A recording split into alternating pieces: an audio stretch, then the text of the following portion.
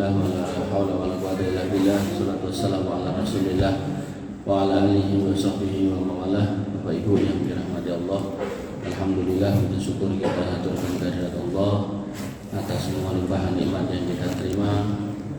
Dan selalu saya ulang-ulang, nikmat terbesar kita adalah iman.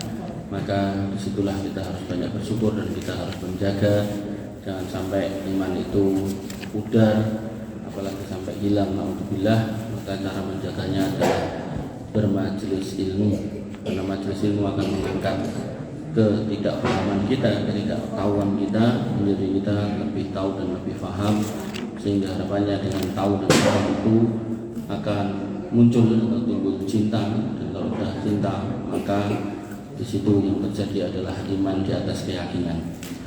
Bapak Ibu yang dirahmati Allah Subhanahu wa taala, kembali ke materi kita, yaitu kitab hadis Arba'in An-Nawawi sampai hadis yang ke-27, kebajikan dan dosa. Anin Nawas ibni Sam'an radhiyallahu anhu, dari Nawas bin Sam'an radhiyallahu an, anin Nabi SAW, dari Nabi SAW qala, beliau bersabda, al-birru husnul khuluq. Yang namanya kebaikan itu adalah akhlak yang baik. Kebaikan adalah akhlak yang baik. Akhlak yang baik adalah kebaikan. Al-birru lawannya al-ismu. Nah, al-ismu niku napa? Mahaka fi nafsika wa karihta ayyattali alaihin nas.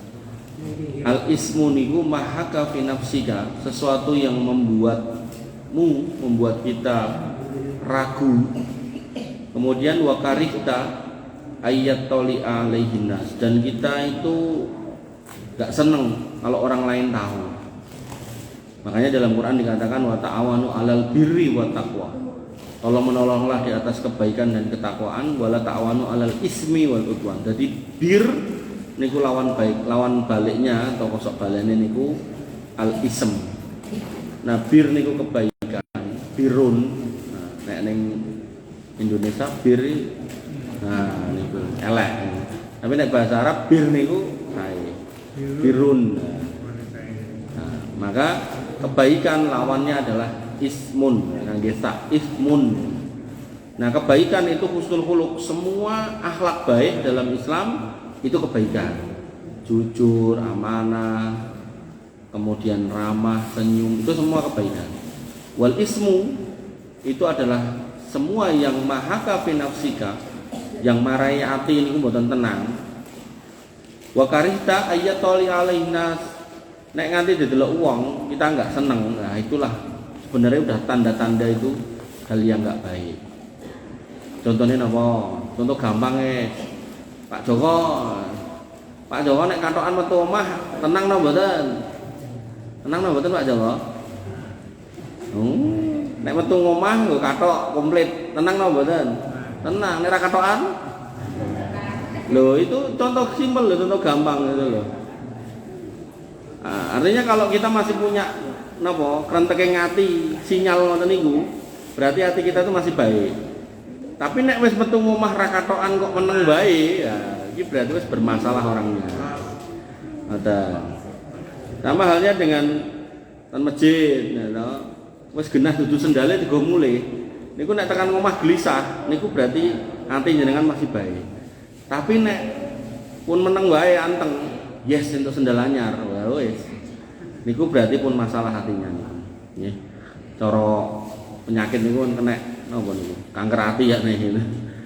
Akut stadium 4. Wa anwa bisah ibni Ma'bad, dan dari Abu Bisah bin Ma'bad radhiyallahu anhu beliau berkata, "Ata itu Rasulullah sallallahu alaihi wasallam faqala."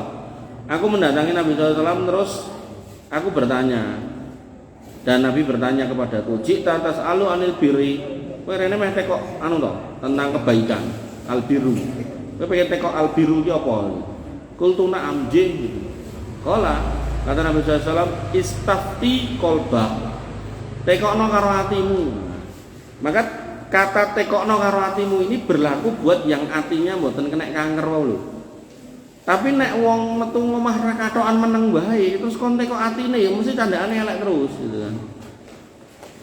Makanya ngapunten, kalau ada maling jek ndelik ling nyolong niku jane dia hati kecilnya niku masih baik. Mau tinggal nunggu siapa yang mau ngarahkan, apakah polisi, apakah sipir penjoro, maka insya Allah bisa diarahkan. Tapi nek wis wani metu awan-awan, dobrak omah, alias ngerampok, wah niku wis atine ra karuan niku.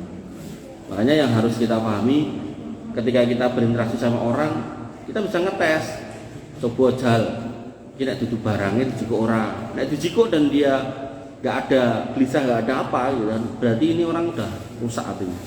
Maka bahasa istafti qalbak teko hatimu itu kembali kepada hati yang baik, hati orang-orang yang beriman, bukan hati orang-orang yang kemudian sakit kanker hati sampai stadium akhir tadi.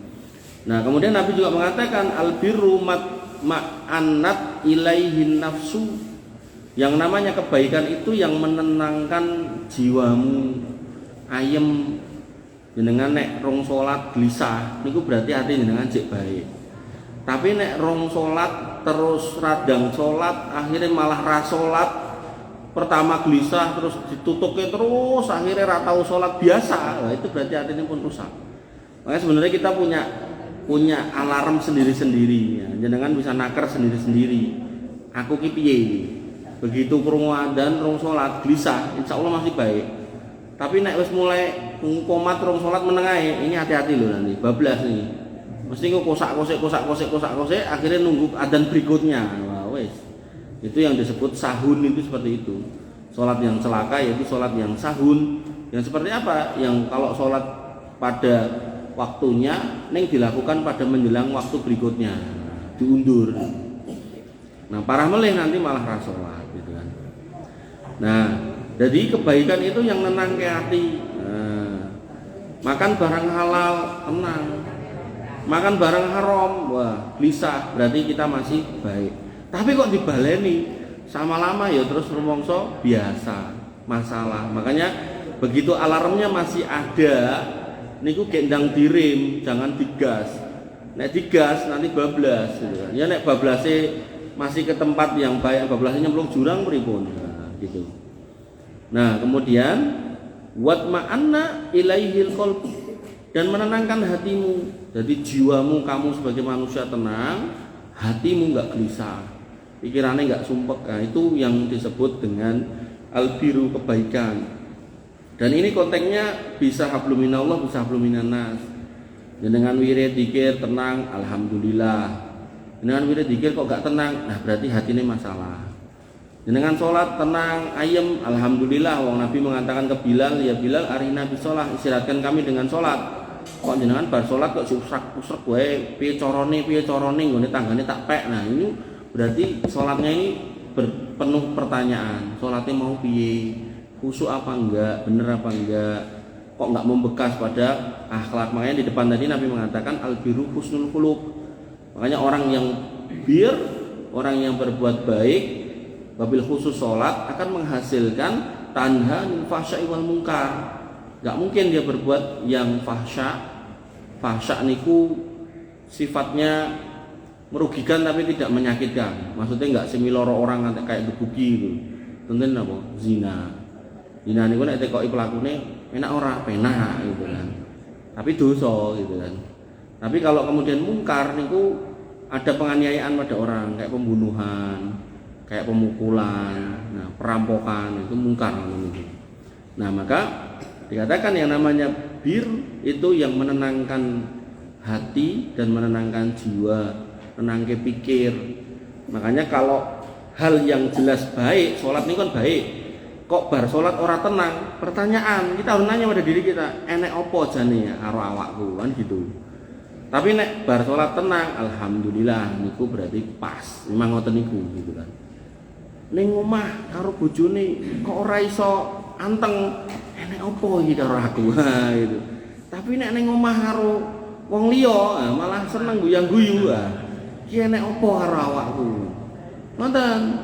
Enten niku bebojoan, punten iki cah cilik ngajari wong tuwek. Niku nek dijak ngomong sangurane sengak wae gitu. Tapi nek begitu wis WA-an, teleponan karo wong liya, wis Jawabe wis alus ngono kae. Ya, ada yang bisa dibanting gitu. Wes ditekoki terus butuhe apa, iso tak ewangi apa. Wis siap. Nanti bisa ini. Oh iya, wes ngono kae munduk-munduk iki. Niku kewalik niku nggih.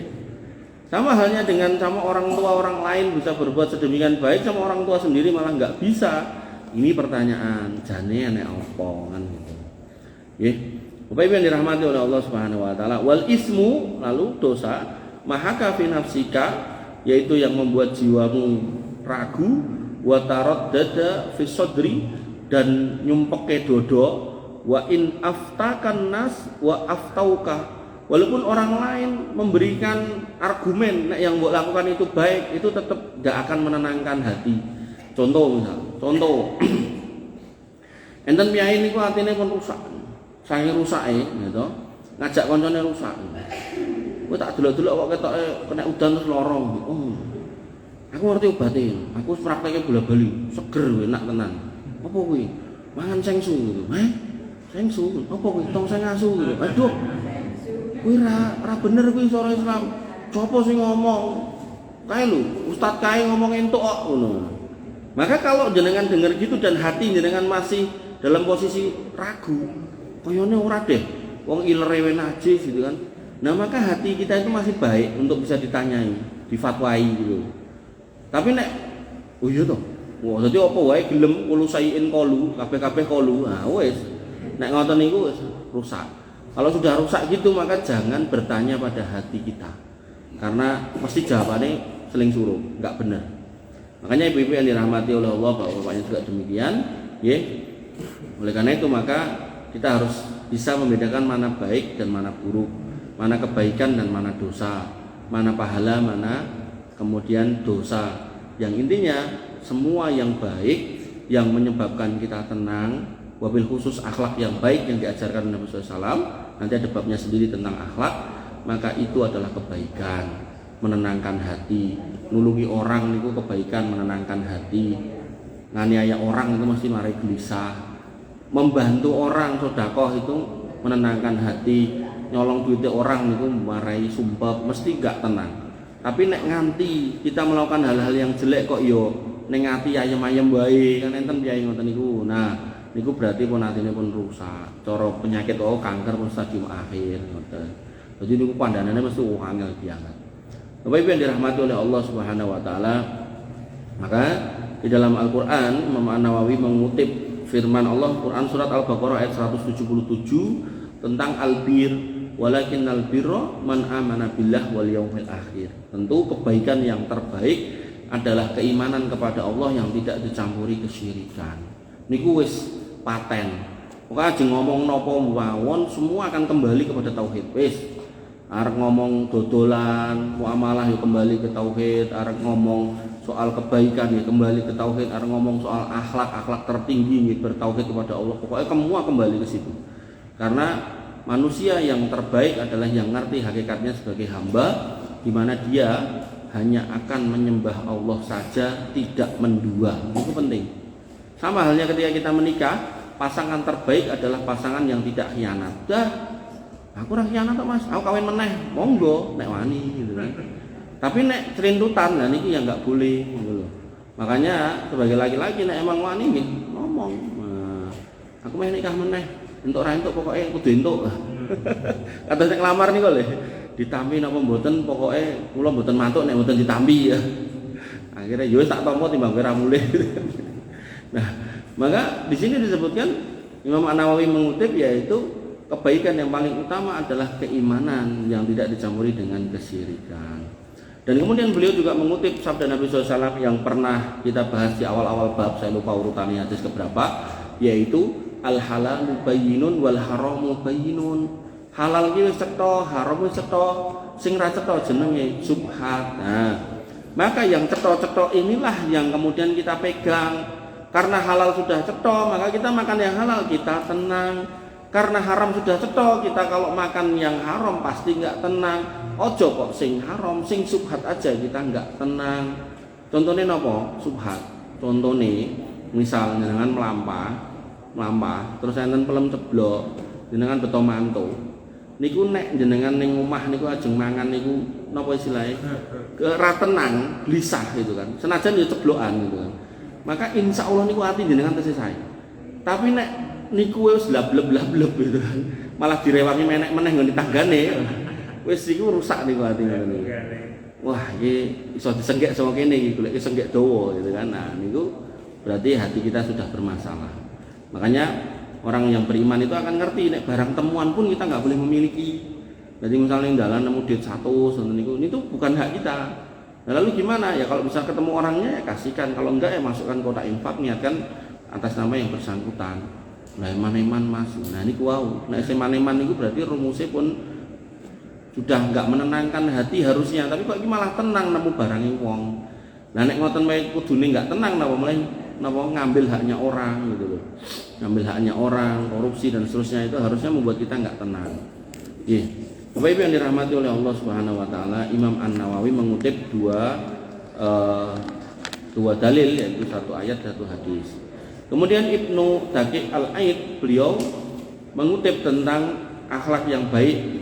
Akhlak yang baik itu disebutkan, yaitu beliau mengatakan adil, amanah, lemah lembut, pokoknya akhlak-akhlak yang baiklah dalam Islam. Berkurban, berbuat kebajikan. Dan kemudian beliau mengutip firman Allah Subhanahu wa taala Quran surat Al-Anfal ayat 2 sampai 4, innamal mu'minuna alladzina idza dzukirallahu wajilat qulubuhum wa idza tuliyat alaihim ayatuhu zadatum imana wa ala rabbihim yatawakkalun. Jadi nek ngomong ke hati orang beriman itu kalau kemudian disebut nama Allah gemeter hatine. Allahu Akbar gitu kan. Wah, aku wis diceluki tak mangkat. Nah, ngoten niku nek wong beriman. Allahu Akbar. Lambe sapa to kae berbeki wong turu. Nek niku berarti hati jenengan bermasalah. Nggih. Allahu Akbar, kemule ditarik, kupingnya ditutupi, niku berarti hati jenengan bermasalah. Artinya kita tandai sendiri masing-masing. Jangan sampai kemudian kita gagal paham. Nah, kemudian disebutkan lagi, yaitu ketika disebutkan nama Allah gemetar dan apabila dibacakan ayat-ayatnya bertambah iman mereka.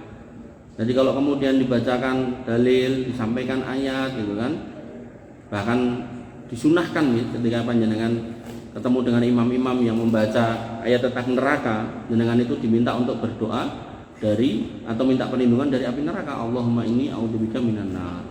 Ketika imamnya membaca tentang surga, jenengan juga diperbolehkan untuk meminta surga. Allahumma inni as'alukal jannah, walaupun dalam posisi sedang berdiri sholat. Ini menunjukkan bahwasanya orang yang beriman itu memperhatikan ayat-ayat Allah Subhanahu wa taala. Nah, sekarang pertanyaannya, kalau nanti sepuh ra iso maca Quran, nah niku pripun terusan? Makanya sampai ada orang niku ngobrol sama saya, aku omah duwe Mas, sawah duwe, motor duwe papat, mobil duwe, kabeh duwe gitu. Kula tekoki, saged maca Quran di murah. Nah, niku amrih saene jenengan ngundang guru TPA kon lebu ning omah bayar itu datang monggo 100 atau 200 serah jenengan, nek jenengan izin TPA ten napa ten masjid, nah diundang ten dalem. Karena bagaimana kemudian kita akan menjadi hamba Allah yang baik kalau kemudian firman Allah kita nggak ngerti gitu loh. Nggak bisa baca gitu. Monggo belajar. Wong basa Korea sing aneh men sakniki cah cilik-cilik itu sinau kok. Sarang yo apa kowe. Zaman biyen ini basa Cina gitu kan. Berusaha untuk belajar gitu kan. Nah, kudune basa Quran atau bahasa Arab, guru wijayah ya harus kenal. Makanya nanti Dajjal itu keluar dengan tulisan di jidatnya yang hanya dibaca atau bisa dibaca oleh orang beriman. Tulisannya nggih namung 3 kafarok. Nah, tapi nek orang iman, wah iki tatone keren iki. Nah, ra iso maca saya meneh keren iki.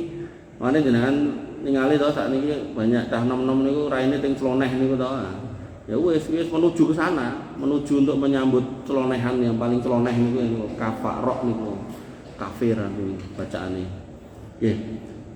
Wa 'ala rabbihim yatawakkalun. Termasuk bir kebaikan adalah bertawakal pada Allah. Orang beriman niku nggih ikhtiar, berikhtiar ndonga, rampung niku nggih diserahke kali Gusti Allah. Pun terserah Allah mau kasih apapun itu yang terbaik. Usahanya berhasil alhamdulillah, usahanya gagal alhamdulillah, ala kulli hal pun semua yang datang kepada dari Allah Subhanahu wa taala kepada seorang mukmin maka itu semuanya baik. Kalau itu kebaikan maka kita syukuri, kalau itu sebuah hal yang tidak menyenangkan maka kita sabari. Pun hidup itu cuma syukur sabar gitu. Nanti terakhirnya pun meninggal, dah gitu aja. Gak ada rumus-rumus tambahannya. Alladzina yuqimunas shalah, dia kemudian mendirikan sholat, berarti termasuk kebaikan niku menurut Imam Ibnu Daqi Al-Id, yaitu sholat. Wong iman itu harus sholat, orang itu ora sholat. Makanya tadi kalau ngisi soal zakat dicegat, wong zakat ning ora salat. Zakat itu mau tampi untuk pahala ora gitu. Karena salat itu bagian dari syarat juga untuk diterimanya banyak amal. Nanti dalam bab puasa, orang yang enggak salat tapi puasa, puasanya menggugurkan kewajiban tapi dapat pahala enggak. Karena kewajibannya yang pertama adalah salat. Dan ada juga orang yang ngopo aku udah tidak salat, yang ana salat ora sugih. Ada juga yang meri karo wong Kristen. Aku pengennya wong Kristen kaya ibadah seminggu pisan, salatnya pas Jumatan tok. Nah niku nggih mboten bener nggih, mboten leres. Makanya nanti di bab Isra Mi'raj bagaimana perjuangan Nabi Muhammad SAW itu untuk mendatangi Sidratul Muntaha. Jadi ten langit yang ke-6. Niku enten tanduran asidr. Sidr niku do wit bidara niku. Tapi niku benten ten mriku niku warna-warni. Terus mboten enten rine. Terus saged dipenek gitu kan. Nah, muntaha niku ujungnya niku nanti nyentuh langit ke-7.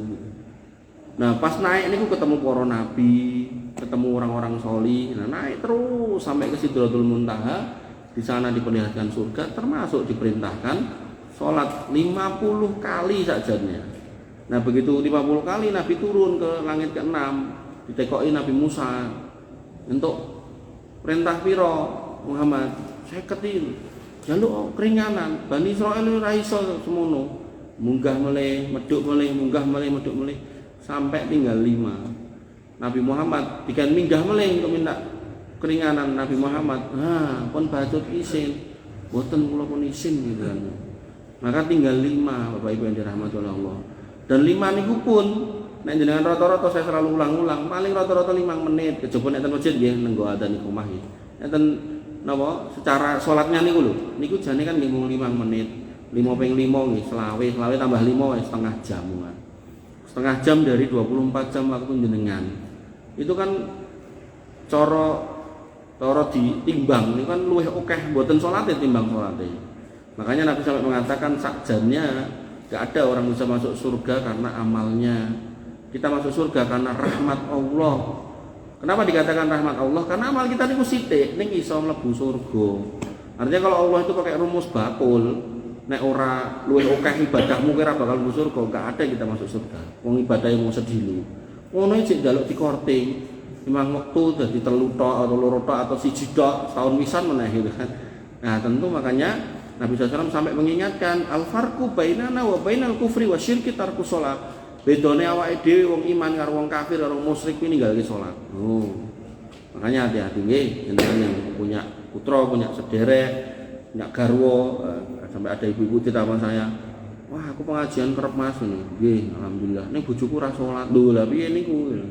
Penting niku pengajian ono rene tapi bojone ora dijak salat terus piye? Soale anu Mas, bojoku ora salat iki mergone anu. Delok tanggoku sing rajin salat gene ngapusi. Wah, wis. Padahal ya enggak salah sholatnya, salah wonge kan ngoten. Bukan salah sholatnya. Dan CCTV niku ten YouTube napa ten pundi kan enten ngapunten ibu-ibu kangge kudung gedhe niku ten pasar niku. Niku cara gombal kandele sak menten niku dilebokke ngeten kok. Napa ya terus kudunge sing salah, mboten wonge gitu kan. Ya, jadi jangan salah paham nggih. Jadi nek jenengan ningali wong salat kok elek lakune niku mboten salate sing salah, wonge. Ya. Jangan dicandai orangnya, jangan dicandai sholatnya. Wa mimma razaqnahum yunfikun, dan termasuk kebaikan adalah atas apa yang dimiliki dia infakkan. Nah, ini tadi saya jelaskan dulu tentang zakat, infak, sedekah.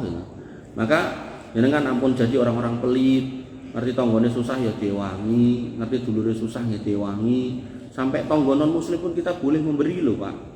Sampai Ibnu Umar ketika menyembelih kambing niku sampai Ibnu Umar niku tanya ke asistennya, tonggoku sing Yahudi muka urung gitu kan. Ini menunjukkan kita boleh berbuat baik pada orang kafir. Nek wong kafir entuk pada orang Islam harus lebih baik kan gitu.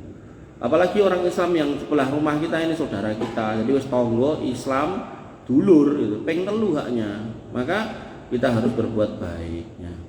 Apalagi itu orang tua kita misalnya ngoten, ora usah ditekoki senenge jane sini ra mbok, ngoten usah. Langsung nglipir ten pawon, dinguk beras entek, digrujuk dhewe, dicikukke ditukokke ngoten.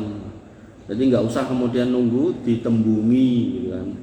Ulaika humul mu'minuna haqqa, itulah orang beriman yang sebenar-benarnya. Kemudian pada Quran surat At-Taubah, beliau Imam Ibnu Daqiq Al-Id juga menyebutkan ciri-ciri orang baik, yaitu at-taibuna, al-abiduna, yang selalu bertobat, selalu menghamba, al-hamiduna, selalu memuji Allah, as-saihuna, yang selalu berjalan dalam rangka kebaikan. Wah, majelis ilmu ngoten niku as-saihun, warraqiun, selalu rukuk, wasajidun, selalu sujud, berarti rangkaian salat, al-amiruna bil ma'ruf, jadi nek ngomong niku nyuruh yang baik-baik, wanahuna anil mungkar, dan mencegah yang buruk-buruk sesuai kemampuannya. Jadi jangan nggak punya kemampuan mungkin wong mendem dadae 10 dhewean akhirnya jenengan dikepruki malah mati, ya, itu enggak sesuai kemampuan. Maka Nabi mengatakan man ra'a minkum munkaran falyughayyirhu biyadihi. Nah, rubahlah dengan tangan, ini buat yang punya kemampuan. Dilihat mampu enggak? Oh mampu, aku senajan wis tuwa ngene, aku ning kampung ini diajeni Mas. Monggo silakan. Tapi nek kemudian nyatanya, faktanya gitu kan, orang-orang itu kemudian enggak lihat sing ngomong sinten, pokoknya dianiaya nggih jenengan rimle. Jangan kemudian mengeksekusi. Kemudian wa illam yastati fa bilisani, kalau enggak mampu dengan lidah atau mulutnya disampaikan, dikandani sing apik. Kalau enggak mampu lagi pakai hati, wadzalika ataful iman, itu iman yang paling lemah. Enggak apa-apa dengan hati. Aku nek ngandani engko ndak ditempeleng, nek ciune tak kutahke aku malah dikepruk, wis lewat mawon dengan hati yang sebel dengan kemaksiatan itu. Nah, kemudian disebutkan lagi wal hafiduna li hududillah, menjaga batasan-batasan Allah. Banyak. Oh iki dudu omahku, pagere aja disuk. Sampai kula ningali enten pundi niku sawah niku kudune galangane lurus, Pak. Meteng ning tengah ini. Iki piye? Ora mungkin kok galengan kok meteng ngoten, ora mungkin. Mesti niku napa ajeng dipopok niku tipis ngoten niku terus dikei banyu empuk disurung. Mosok galengan kok mlentung ning tengah ngene. Aneh ini. Nah, oh iki dudu hakku, ya ampun diambil. Oh iki dudu bojoku, ya aja dicedhaki gitu loh. Tapi mbiyen mantanku ya wis bojone mong niku ya wis gitu kan, enggak usah dirusui. Ya wal hafiduna li hududillah, dijaga batasan Allah itu jangan sampai dilanggar. Kemudian wa basyiril mukminin, kasih kabar gembira orang beriman. Jadi sifat orang beriman lagi. Nah, kemudian pada Quran surat Al-Mu'minun juga disebutkan qad aflahal mu'minun. Beruntunglah orang beriman alladzina hum fi sholatihim khashi'un, salat khusyuk. Jadi salat tok itu enggak khusyuk itu kurang tepat. Nah, maka yang tepat khusyuk. Salat khusyuk niku pripun? Rukun dan syaratnya dipenuhi. Yang kedua tumakninah, yang ketiga mocone ampun ngebut-ngebut, yang keempat usahakan dengan ngerti apa yang dibaca. Dipelajari subhana rabbiyal azim ki artine apa. Niku sik jari ini dengan ngeling-eling niku prakteke. Sesuk tambahi subhana rabbiyal a'la iki artine apa. Sesuk tambahi meneh sami Allahu liman hamidah artine apa. Mboten sah kebut kudu kabeh saiki ngerti mboten. Sithik-sithik sampai akhirnya jenengan misal ngapunten sehari kurang, 1 hari kurang menjelang wafat tet jenengan pun ngerti kabeh niku. Makanya para sahabat sampai ada yang mengatakan nek saya sampai ngerti bahwasanya sholatku 1 diterima oleh Allah, saya hari ini mati siap. Bukan berarti mereka nggak siap mati, bukan. Maksudnya ini loh, mati dengan tenang gitu loh. Bahwasanya ada 1 ibadah yang diterima yang namanya sholat itu sudah sebuah prestasi yang luar biasa. Makanya hari ini jangan tinggal dicek dari semua bacaan itu mana yang belum jenengan pahami. Dari Al-Fatihahnya dimulai. Alhamdulillahirabbil alamin artine iki. Ini wae Mas ben gampang. Tak salat nganggo bahasa Indonesia. Allah Maha Besar. Wah niku mboten angsal. Nggih. Jadi itu enggak boleh. Jadi salat ya harus pakai bahasa Arab. Nah, PR-nya kita belajar itu apa yang kita baca atau kita lafadzkan. Kemudian walladzina hum 'anil lagwi mu'ridun, yaitu orang yang atas urusan yang sia-sia itu ditinggalkan. Hari ini putra-putra kita cekelane HP, kayak ini main game niku dielekkan, jangan sampai kemudian bablasan. Walladzina hum lizakati fa'ilun, orang iman itu menunaikan zakat. Walladzina hum li furujihim hafidun, orang beriman itu kemaluannya dijaga, boten diumbar sembarangan. Illa ala azwajihim aw ma malakat aymanuhum fa innahum ghairu malumin, kecuali pada istri dan budaknya, maka itu tidak tercela. Makanya Bu, jenengan yang masih ada garwa, nek wis 3 wulan 4 wulan kok ora dijawil kali garwa, memang tekoki apa aku wis rayu to Mas gitu kan. Kurang piye aku. Betul apa napa? Karena apa? Seorang laki-laki itu nggih walaupun sudah sepuh gitu kan, untuk urusan itu masih ada kebutuhannya itu. Nah, kok ra gelem ndemok bojone? Nah, iki pertanyaan. Tenan-tenan wis wegah atau duwe candaan liya. Niki lho sing bahaya, sing nomor 2 niki lho. Makanya di sini dikatakan wali furujim hafidun walladzina hum li furujim hafidun. Dan faktanya jenengan ningali piyambak ten berita segala macam, mbah-mbah tua pun juga ngapunten mencabuli anak kecil, bahkan memperkosa dan seterusnya, bahkan berzina, bahkan mati telanjang bulat di mobil berdua dengan wanita yang enggak jelas dan seterusnya. Itu realita gitu. Makanya jangan sampai kita gagal paham dengan ini. Makanya bapak-bapak yang dirahmati oleh Allah, Nabi mengatakan, kalau kamu melihat sesuatu yang membangkitkan syahwatmu, gek ndang mulih temoni bojomu, kata Nabi. Mergo sing diduweni bojomu padha karo sing mbok delok mau. Ngoten. Niku welinge Nabi gitu kan. Makanya napa cara lim niku kelet kene niku nggih dengan hubungan niku. Makanya ketika orang-orang yang susah itu protes, orang-orang kaya itu sudah mendahului mereka dalam amal, Nabi terakhirnya puncaknya mengatakan fibut ya hatikum sedekah. Dalam hubungan kamu dengan istrimu ada pahala. Loh, napa nggih? Nabi kemudian menyampaikan, bukankah kalau kamu datangi yang haram itu ada dosa? Nggih bener. Ya berarti nek nekani sing halal ya untuk pahala. Karena kalau udah urusan ngoten niku, wong sugih biasanya kathah praine, mungkin nggih kesel, mungkin nggih lara, mungkin nggih kolesterol, stroke, gula lah macam-macam. Nah, maka orang-orang yang mungkin secara kekayaan enggak kaya gitu kan, sehat gitu kan. Mergone panganane dina-dina sego gereh, sehat, mboten mangan sing aneh-aneh. Makanya untuk urusan yang seperti itu sekali lagi itu harus benar-benar diawasi, jangan sampai ditumpahkan, dijatuhkan, diletakkan di tempat yang salah. Wa man ibtaga wara'a dzalika fa ulaika humul adun, siapa yang mencari jalan selain kepada istrinya, maka itu adalah jalan yang melampaui batas. Walladzina hum li amanatihim wa ahdihim ra'un, orang beriman itu menjaga amanahnya dan janji-janjinya dipenuhi. Walladzina hum ala sholawatihim yuhafidun, orang-orang beriman itu atas salatnya 5 waktu itu dijaga. Ulaika humul warisun, mereka inilah yang mewarisi. Mewarisi apa? Alladzina yarisunal firdausa hum fiha khalidun, mewarisi surga firdaus dan kekal di dalamnya. Bapak Ibu yang dirahmati oleh Allah Subhanahu wa taala. Lalu Syekh Utsaimin mengutip ayat napa kelet nih kodanan. Oh mboten enten. Ada. Nah, maka kembali ke penjelasan di depan tadi, yang menarik adalah istilah istafti qalbak, mintalah fatwa pada hatimu. Maka pastikan hati kita hati-hati yang bersih, hati-hati yang lembut, hati-hati yang baik, maka itu baru bisa dijalankan. Tapi kalau hati kita ngapunten, sholatnya bolong, kasar sama orang, kemudian jual beli mencurangi, nggak punya muamalah yang baik, akhlaknya tercela gitu, maka jangan tanya sama hatinya dengan, karena mesti candaannya mengke gesek. Nggih, wabillahi makaten yang saged kula aturaken. Wonten pertanyaan, Bobo? Enten mboten? Oh, enten. Kita bukan orang Arab, nggih. Sulit sekali belajar bahasa Arab, nggih. Mungkin banyak yang tidak tahu artinya. Nggih. Contoh pandang pendek saja, sebagainya. Dan itu mungkin membahas itu hukumnya bagaimana? Siap. Jadi ketika kita ibadah yang diulang-ulang kayak sholat, itu kan sehari 5 kali tuh Pak. Maka saya secara pribadi termasuk yang mendorong untuk panjenengan itu bisa ngerti bacaan itu. Wabil khusus yang wajib-wajib Al-Fatihah, bacaan-bacaan rukuk, sujud, i'tidal niku. Jadi usahakan ngerti. Termasuk Al-Fatihah itu usahakan ngerti panjang pendeknya. Makanya saya mendorong Pak Takmir ten mriki, Mas Takmir ten mriki untuk bisa ngundang Ustadz tahsin gitu kan. Di tahsin Al-Fatihah aja wis gitu kan.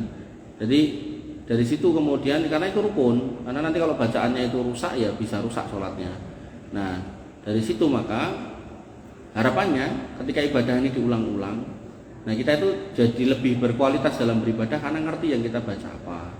Jadi saya nggak menyatakan suruh belajar bahasa Arab seluruhnya buatan, tapi lebih ke ibadah yang kita ulang-ulang. Misal contoh, jenengan ajeng naik haji atau umroh, dengan enten talbiyah, labbaik Allahumma labbaik, labbaik la syarika lak labbaik, innal hamda wa ni'mata laka wal mulk la syarika lak. Di situ jelas kalimat tauhid dari mulai awal. Tapi yang terjadi apa? Banyak jamaah haji niku apal, ning ora ngerti niku maksudnya napa. Tekan mriko sangu gunting ki salah digunting, Bu. Pak.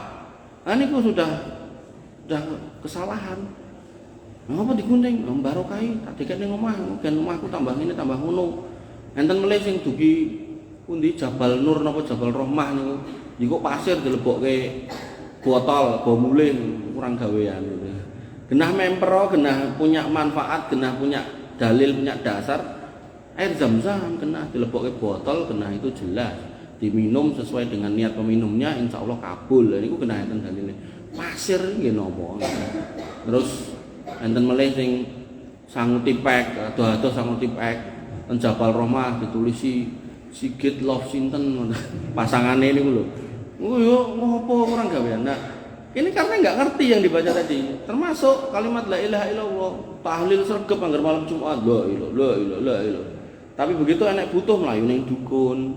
Nah, karena nggak paham ini makna ini apa, kalimat ini apa. Makanya Bapak Ibu yang dirahmati oleh Allah Subhanahu wa taala, pada kalimat-kalimat yang inti, pada lafaz-lafaz yang vital, usahakan jenengan mengerti itu apa agar lampah panjenengan ke depan itu bisa lebih semut, lancar, mulus cara dalan niku dalan tol, wabil khusus husnul khotimah masuk jannah. Ngoten.